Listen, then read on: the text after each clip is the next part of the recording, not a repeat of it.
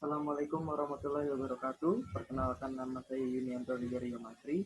Saya di sini akan mempresentasikan hasil laporan PKL saya yang berjudul Pemeliharaan Transformator dalam Sistem Distribusi Tenaga Listrik di PT Toyota Motor Manufacturing Indonesia atau PT Temin.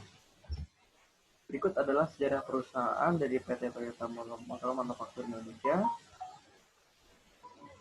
Kemudian ini adalah pembagian saham dari PT Astra Motor dan PT Toyota Motor Manufacturing Indonesia.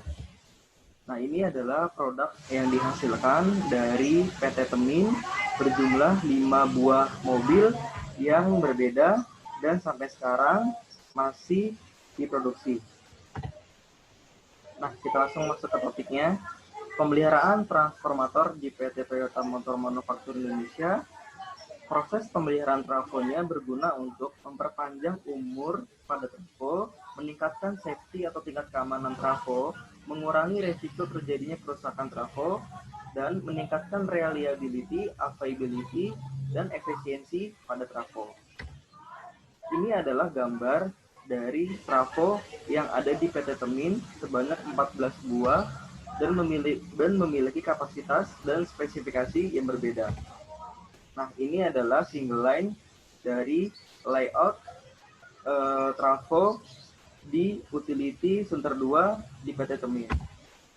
Nah, ini adalah spesifikasinya dari ke-14 trafo tersebut. Ada yang step up dan ada yang step down dan memiliki kapasitas yang berbeda. Ini merupakan single line diagram dari sistem distribusi tenaga listrik di PT Temin. Nah, suplai utama energi listrik dari PT Temin ini adalah dari PLN yang masuk ke gardu PK78 yang memiliki daya sebesar 13.320 kVA dan suplai cadangan energi listrik dari generator set atau genset. Terdapat 3 buah genset yang memiliki kapasitas berbeda, yaitu 2 buah genset memiliki kapasitas sebesar 2.500 kVA dan 1 buah genset 1.500 kVA. Nah, istilah pemeliharaan trafo di PT Temin adalah preventive maintenance. Preventive maintenance merupakan pemeliharaan yang dilakukan untuk mencegah terjadinya kerusakan pada peralatan secara tiba-tiba dan untuk mempertahankan kinerja peralatan yang optimal sesuai umur teknis peralatannya. Nah, preventive maintenance ini dibagi menjadi 3, yaitu preventive maintenance 1 bulan, preventive maintenance 6 bulan, dan preventive maintenance tahunan. Kita akan bahas preventive maintenance 1 bulan. Jadi, kegiatan pemeliharaan ini yang bisa dilakukan adalah 1 bulan, pada setiap 1 bulan. Biasanya, jenis pemeliharaan ini cukup mudah dan tidak memakan waktu yang cukup lama. Ini adalah check sheet dari preventive maintenance trafo 1 bulan. Nah, contohnya adalah pengecekan suhu oli. Pengecekan suhu oli trafo sangat perlu dilakukan. Hal ini dikarenakan untuk memonitor tingkat suhu oli trafo. Suhu maksimal oli trafo adalah 90 derajat Celcius. Apabila trafo melebihi dari suhu yang seharusnya, maka akan memutus relay cost atau pengaman sehingga akan memutuskan aliran listrik dari kubikel. Nah, yang kedua adalah pengecekan meter grounding trafo. Pengecekan meter grounding sangat perlu diperhatikan. Hal ini dikarenakan untuk mencegah terjadinya kebocoran arus yang terjadi pada trafo.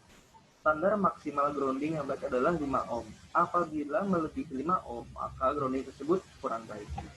Nah, yang kedua adalah preventive maintenance 6 bulan. Pemeliharaan ini merupakan pemeliharaan dalam jangka waktu 6 bulan. Biasanya, pada jangka waktu ini, pemeliharaan trafo semakin banyak yang perlu dilakukan. Contohnya, terdapat pada preventive maintenance trafo 6 bulan. Nah, contohnya ini, kita harus mengganti komponen ini pada trafo. Ini adalah silika gel. Silika gel ini adalah alat untuk pernapasan pada trafo. Nah, yang ketiga adalah preventive maintenance tahunan. Pada pemeliharaan kinerja ini, kinerja trafo sudah mulai sedikit menurun. Hal ini dikarenakan karena banyaknya masalah yang terjadi pada trafo dan masalah ini harus segera diatasi agar trafo dapat bekerja optimal kembali. ini adalah checklist dari preventive maintenance tahunan trafo.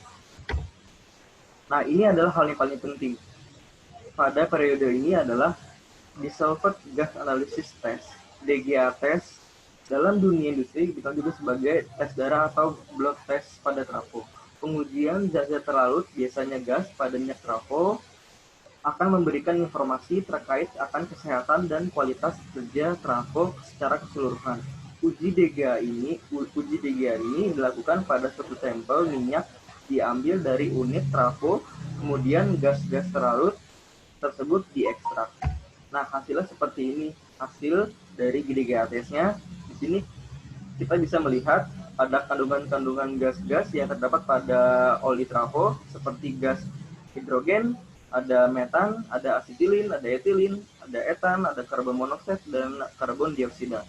Nah, ini harus diwaspadai jangan sampai kondisi oli pada kondisi 2 yang berwarna kuning dan kondisi 3 yang berwarna oranye dan yang kondisi 4 yang berwarna merah.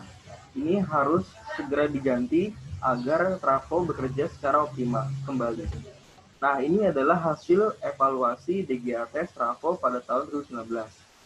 Nah, yang kedua ini yang sangat penting selain DGA test adalah breakdown voltage test atau BDF test.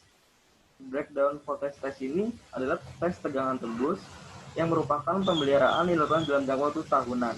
Pemeliharaan ini bertujuan untuk mengetahui apakah oli trafo masih baik atau tidak dengan cara memberikan tegangan 2 kali di atas tegangan standar. Apabila oli hanya mampu pada tegangan di bawah standar, maka oli tersebut harus diganti karena tingkat keamanannya kurang. Contohnya seperti ini. Nah, ini adalah hasil dari BDF test atau breakdown voltage test. Nah, sebelum dilakukan BDF test dan DGA test, tingkat tegangan tembus pada oli hanya sekitar 27,9. Nah, ini sangat rawan ditembus oleh tegangan. Nah, setelah dilakukan DGA test dan BDF test, hasilnya meningkat menjadi 69,9.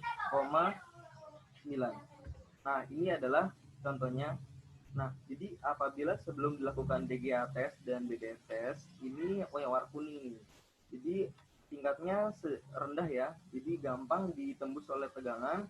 Nah, apabila setelah dilakukan DGA test dan BDF test, hasilnya tegangan tembus ini akan naik menjadi 2 kali lipatnya. Ini yang warna hijau. Oke. Nah, jadi apabila sudah warna hijau ini, maka oli tersebut layak dipakai pada trafo sehingga keamanan trafo terjaga. Sekian presentasi dari laporan PKL saya. Kurang lebihnya mohon maaf. Wassalamualaikum warahmatullahi wabarakatuh.